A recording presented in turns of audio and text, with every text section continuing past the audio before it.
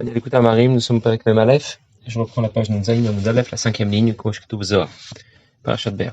Dans ce pérec, l'Admor Zaken nous explique que la crainte de Dieu n'est pas qu'en rapport avec le respect des mitzvot lota assez, des mitzvot négatives, mais c'est l'essentiel et c'est la base de tout notre service de Dieu. Pour respecter les mitzvot assez et les mitzvot lota assez, il est nécessaire d'avoir kabbalatol, d'avoir de la soumission avec Yirat Shamayim, avec crainte de Dieu, obéir avec crainte de Dieu. Et l'Admor Zaken nous a donc engagé à y réfléchir. Le premier sujet de réflexion concerne la grandeur de Dieu, considérer qu'il est le roi, qu'il est présent, qu'il me regarde. Ensuite, je devais considérer que les mitzvot qu'il m'a ordonné, eh bien, ce sont ses mitzvot. Et enfin, les mitzvot ont un contenu très fort qui nous apporte quelque chose d'extraordinaire. Il nous a donné l'exemple Talit et Tfilin. Puis l'Admor Zaken nous a dit que si quelqu'un a fait l'effort d'y réfléchir, mais il n'a pas vraiment réussi à développer cette crainte profonde en lui, puisqu'il a au moins compris que Dieu mérite qu'on le craigne, qu'on le respecte, et c'est pour cette raison qu'il accepte d'obéir, eh bien ça s'appellera tout de même Avodat Hashem, service de Dieu. Et c'est bien ce qu'on exige de nous, pas seulement d'obéir pour obéir, mais obéir avec crainte, et à défaut de ressentir cette crainte pour Dieu, d'avoir au moins compris qu'il fallait craindre Dieu. Et l'Admor Zaken va ajouter maintenant un extrait du Zohar. Je vais d'abord le lire dans les mots. C'est écrit dans le Zohar Parashat Be'er, Zohar donne l'exemple d'un taureau. Au préalable, ce taureau, on va lui placer un joug sur le dos. À quoi va servir ce joug? De cette manière, on pourra produire quelque chose de positif pour le monde entier. Parce qu'on va labourer le champ, on pourra y faire pousser du blé ou autre chose, et ce sera donc positif. Donc d'abord un joug, pour ensuite obtenir un résultat positif. Achinami, dit le Zohar, de la même manière,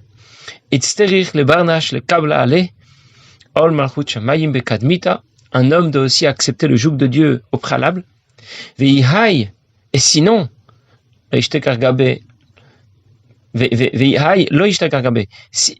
ça veut dire, si il n'a pas cette crainte de Dieu, et s'il n'a pas ce Ol Malchut Shamayim, alors la Kedusha ne résidera pas sur lui. Ça veut dire qu'avant d'obtenir quelque chose de ce taureau, on lui place d'abord un joug.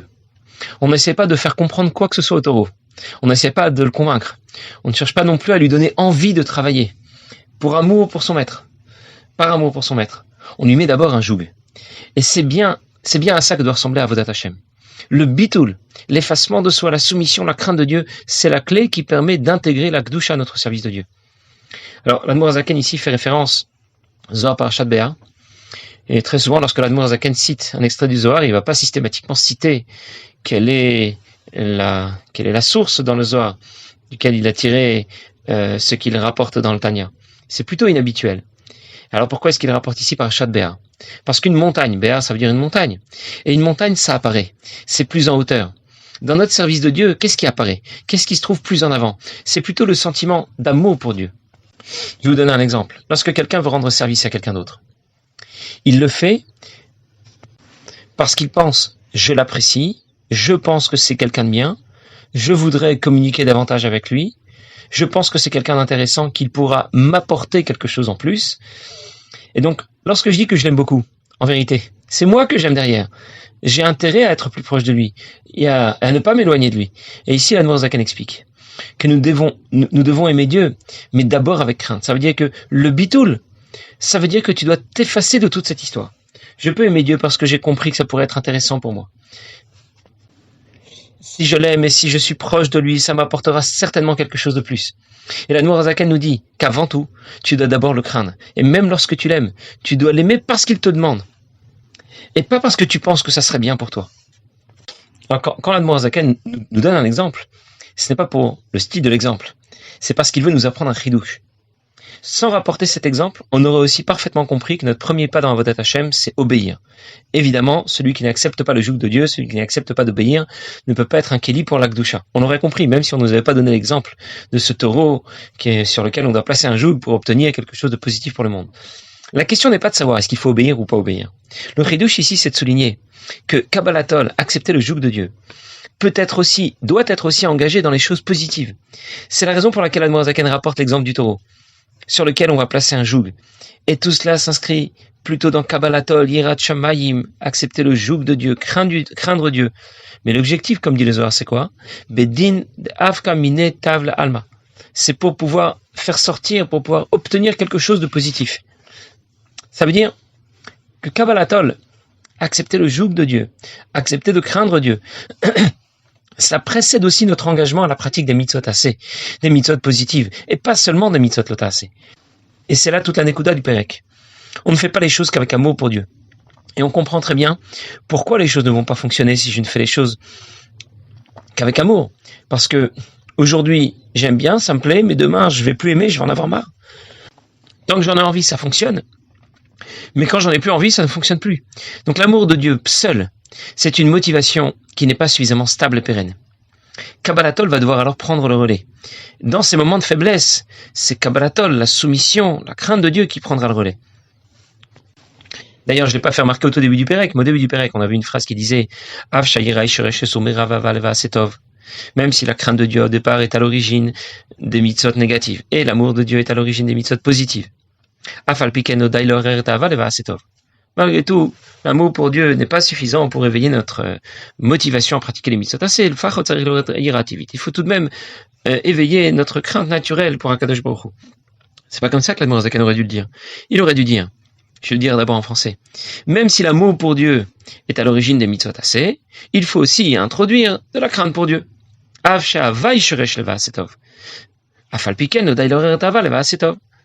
Et au lieu de ça, l'Admor Zaken nous dit et on comprend bien maintenant. L'idée n'est pas de dire que Avat Hashem, l'amour pour Dieu seul m'engage à pratiquer les mitzvot assez. Yirat Hashem, la crainte de Dieu seul m'engage à pratiquer les mitzvot lot assez, les mitzvot négatives.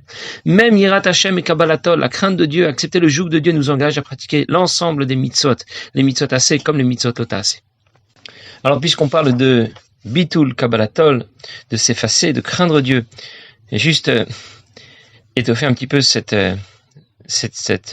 idée, parce que dans la Chassidoute, on explique qu'il y a deux formes de bitul. Je peux simplement accepter d'obéir aux ordres de Dieu.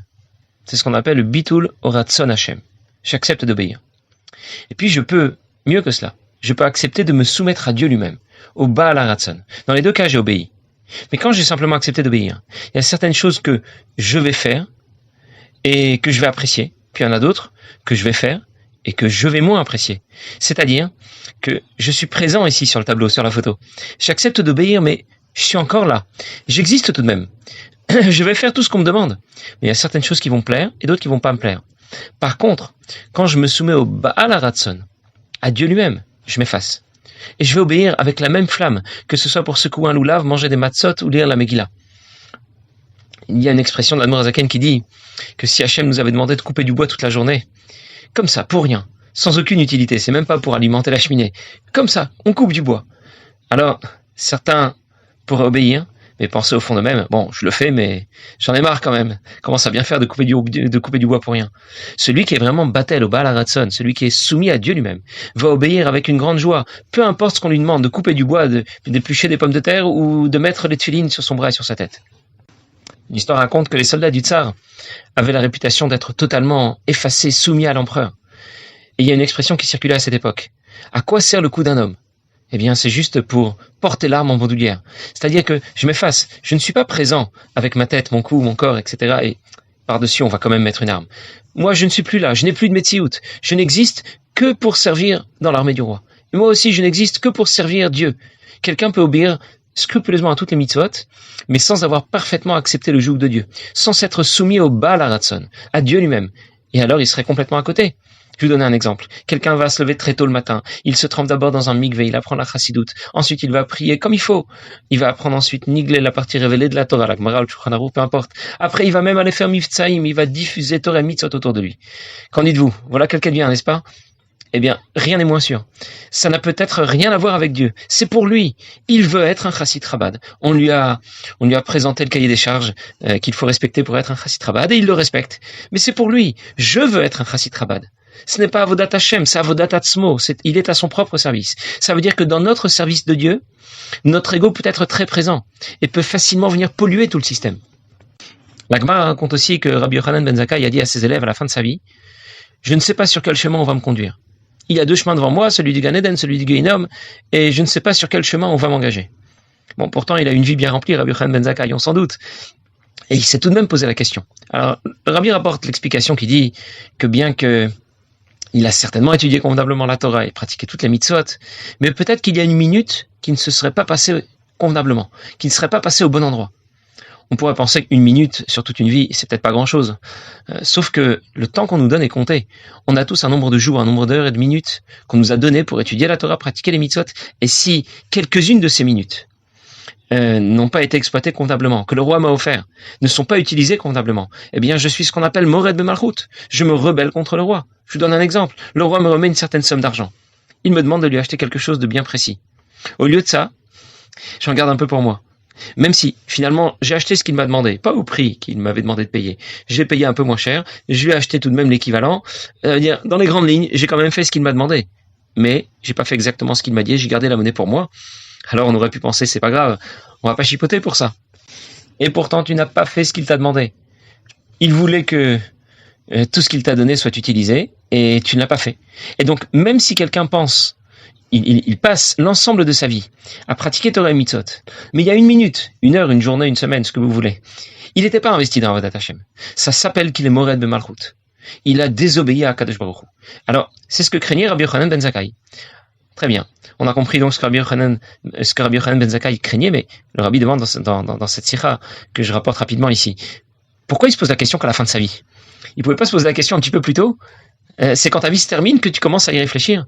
Et le Rabbi explique. Rabbi Yochanan ben Zakkai, toute sa vie, il était en dehors de la photo. Il n'a pas pensé à lui une seule seconde. Il ne pensait qu'à Dieu. Il n'a pas pensé ce qu'il va mériter, le Gan Eden, le Guéhinom.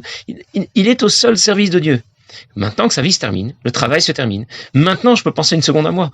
Maintenant, que va-t-il m'arriver? Où on va m'emmener? Sur quel chemin on va m'amener? Voilà ce qu'on appelle Kabbalatol. Accepter le joug de Dieu. C'est d'ailleurs aussi pour la même raison qu'on ne dit pas Tachanunim le jour de Rosh Hashanah.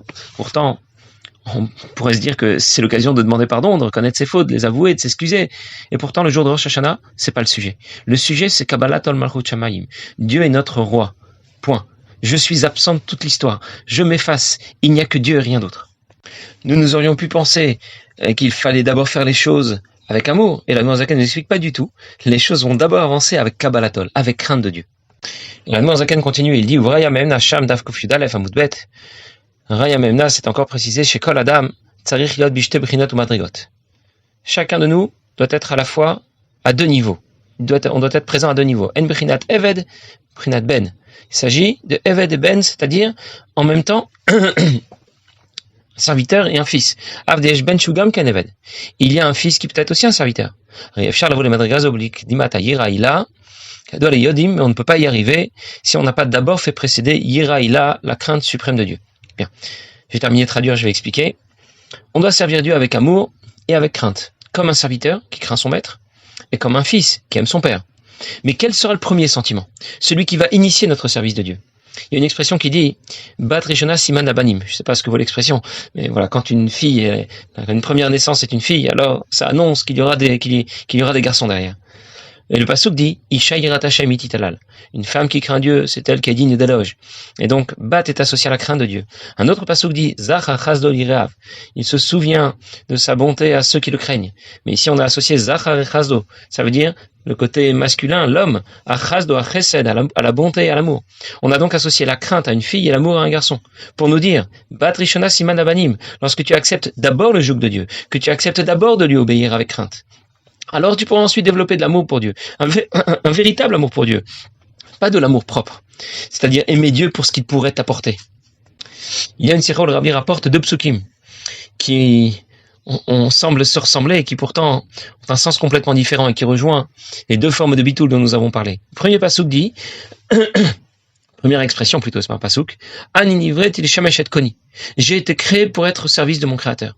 Un deuxième pasuk dit l'onivreti et là les shamesh et koni. Je n'ai été créé que pour servir mon Créateur. Après, on pourrait dire tu l'as dit à l'envers, à l'endroit, ça revient à peu près au même. Eh bien, pas du tout. Le Rabbi explique. Je peux considérer que d'abord aninivreti. J'existe, je suis là, j'ai une tête et un bras. Bon, maintenant qu'est-ce que Dieu attend de moi encore? Que je mette les tefilines sur cette tête et sur ce bras? J'accepte, d'accord. Ou bien je peux voir les choses complètement autrement. L'onivreti la shamesh et koni. Ça veut dire d'abord l'onivreti, j'existe pas. Dieu a créé des tefilines, c'est Dieu qui existe, il a créé des tefilines. Et maintenant, Il faut les mettre sur une bras et sur une tête. Où je peux trouver un bras et une tête pour les mettre? Je ne suis que la tête et le bras qui portent les tefilines de Dieu. C'est pas moi qui porte les tefilines. Je ne suis qu'un instrument. Je suis le coup qui porte l'arme. Je suis un numéro dans l'armée, une propriété de l'armée, un bien de l'armée. L'Admour Zakan évoque ici, dans le passage que je viens de lire, Yira Ila. Je vais en parler rapidement, juste pour défricher un peu le problème, un peu toute cette histoire, mais on en reparlera bien sûr plus tard. On écrit quatre étapes dans le développement de nos sentiments d'amour et de crainte pour Dieu. Yira Tata, la crainte inférieure, ça veut dire tout simplement, il y a des lois, je veux pas être hors la loi, il faut donc respecter la loi. Puis vient ensuite Ahava Zuta, un amour pour Dieu plus petit, ça veut dire j'aime Dieu parce que je pense que ça peut m'apporter quelque chose. Kirvat Elokim Litov, dit le Pasuk. Être proche de Dieu, ça devrait être bien pour moi. Ahava Rabba, c'est un amour pour Dieu qui est déjà plus haut. J'aime Dieu de façon complètement désintéressée. Et ensuite vient Yira Ila.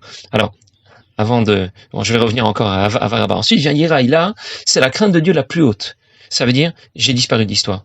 Je ne mets pas une mezouza à la porte de ma maison. Mais je vais plutôt dire, il y a une mezouza, une mitzvah de mezouza. Où je peux déjà trouver une porte pour mettre cette mezouza. Il y a des tefilines, où je peux trouver un bras et une tête. J'ai juste évoqué rapidement aujourd'hui, mais l'idée est très simple. C'est que Ahavat Hashem, l'amour pour Dieu, ce n'est qu'une étape intermédiaire de notre service de Dieu.